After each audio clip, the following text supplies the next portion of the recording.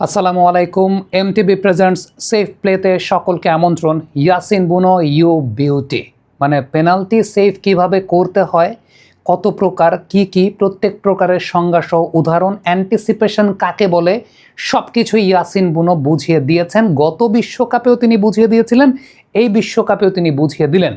Last যে penalty সেভটা তিনি করেছেন, এটা যেভাবে আসলে অ্যাটাকারকে ওভার কমিট করিয়েছেন, এটা পুরোপুরি ইয়াসিন বুনোর কৃতিত্ব। কারণটা হচ্ছে রান আপের সময়টাতেই একবার বাম পাশে এরকম সিগন্যাল, একবার ডান পাশে এরকম সিগন্যাল, এরপর ঠিক অ্যান্টিসিপেশন করে ডান দিকে মুভ করে সরে গিয়ে আফটার দ্যাট নর্মালি এই টাইপের পজিশনগুলোতে কিন্তু গোলকিপাররা নিচের দিকে চলে যান। বাট ইয়াসিন বুনো সেই জায়গাটায় অ্যান্টিসিপেট করতে পেরেছেন যে আলটিমেটলি অ্যাটাকার বলটাকে ওপরের দিকেই মারবে, এবং সেই জায়গাটায় চমৎকারভাবে তিনি বলটাকে বাঁচিয়েছেন। ইয়াসিন বুনোর অ্যান্টিসিপেশন পাওয়ারটাই এই জায়গাটায় সবচাইতে ইম্পর্ট্যান্ট রোল প্লে করেছে। হ্যাঁ, প্রথমত তাকে ডিস্ট্র্যাক্ট করার চেষ্টা করেছেন এইদিকে, দেন একটা পজিশনে সেটেলড হয়েছেন, ওই পজিশনটায় সেটেলড হয়ে আফটার দ্যাট সরে গিয়েছেন। মানে এই অ্যান্টিসিপেশনের জায়গাটা সবচাইতে অদ্ভুত ছিল যে আলটিমেটলি সরে গেছেন। দেন যে বিষয়টা আবারও বলি, নর্মালি গোলকিপাররা এই টাইপের পজিশনে যেটা হয় যে সরে গেছেন ঠিক আছে, বাট নিচের দিকে চলে যান, তার অ্যান্টিসিপেশনটা এরকম থাকে। বাট ইয়াসিন বুনোর অ্যান্টিসিপেশনটা আলটিমেটলি ওপরের দিকেই ছিল, যে প্লেয়ার ওপরের দিকেই মারবেন, এবং সেই জায়গাটাতে ওপরের দিকেই মেরেছেন এবং ইয়াসিন বুনো সেভ করেছেন।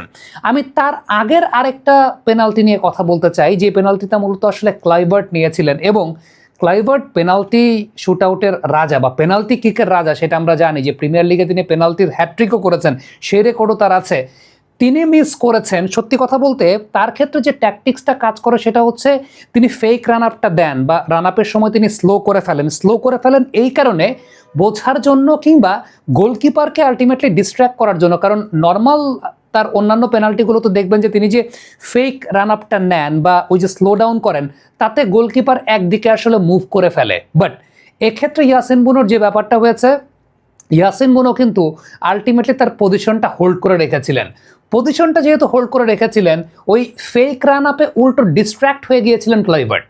সো এই জায়গাটাই ইয়াসিন বুনোর অ্যান্টিসিপেশন, এবং সেই সঙ্গে তার নার্ভের পরীক্ষা, এবং সেই সঙ্গে তিনি যে আসলে কতটুকু শান্ত রাখতে পারেন নিজেকে একদমই ইন্টেন্স মুহূর্তগুলোতে, সেটার একটা অনেক বড় প্রমাণের জায়গা। 2022 কাতার বিশ্বকাপেও কিন্তু ইয়াসিন বুনোর এই দক্ষতার জায়গাটা আমরা দেখেছি, এবং টু বি ভেরি অনেস্ট, তার এই অ্যান্টিসিপেশন এবং নার্ভটাকে ধরে রাখার যে দক্ষতার জায়গাটা, এটা অনেক বেশি মাত্রায় প্রশংসিত।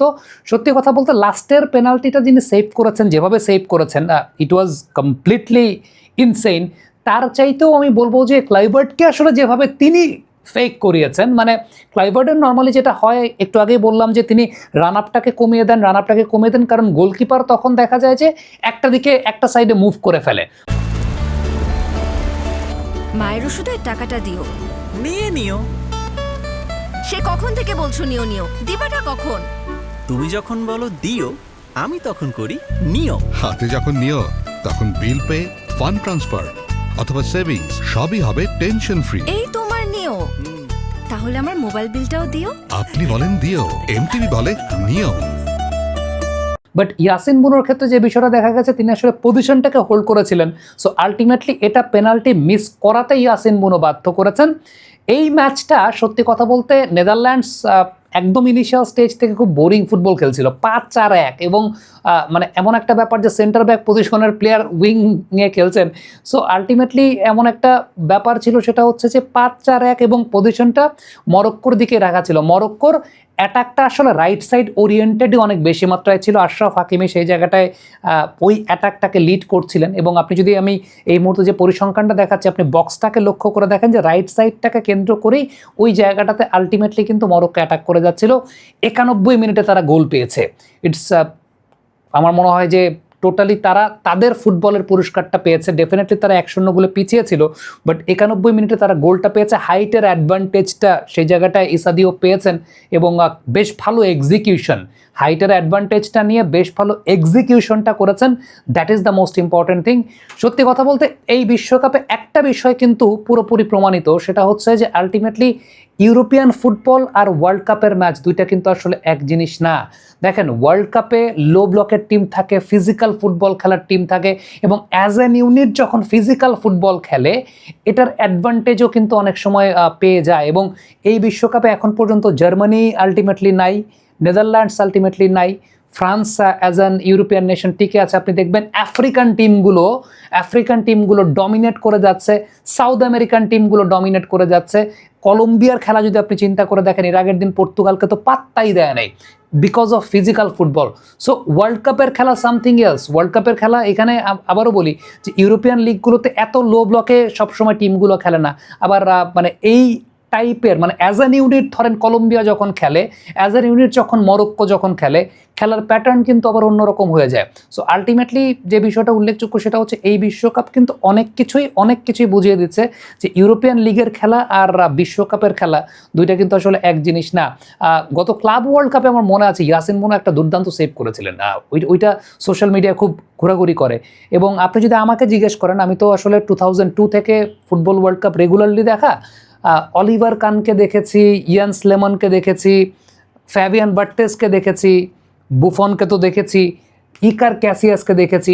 সত্যি কথা বলতে বিশ্বকাপে পেনাল্টি শুট আউটে এমি মার্টিনেজ এবং ইয়াসিন বুনোর উপরে আমি কাউকে দেখিনি। ম্যানুয়াল নয়ার কিংবা কোর্তুয়ার কথাও অনেকে বলবেন, বাট আমি বিশ্বকাপে পেনাল্টি শুট আউটে ইয়াসিন বুনো এবং এমিলিয়ানো মার্টিনেজের মতো অ্যান্টিসিপেশন পাওয়ার আমি আসলে কাউকেই দেখিনি। সোফার আমি 2002 বিশ্বকাপ থেকে অনেকগুলো বিশ্বকাপই দেখে ফেলেছি। সো আমার কাছে মনে হয় যে ফিফা যদি এরকম কোনো অ্যাওয়ার্ড চালু করে, এই দুইজনের নাম আসলেই থাকবে যে টাই ব্রেকারে বা পেনাল্টি শুট আউটের রাজা কারা। আমার মনে হয় এমি মার্টিনেজ আর ইয়াসিন বুনো এই দুজনেই এগিয়ে থাকবেন। আপনাদের মন্তব্য মতামত জানতে চাই।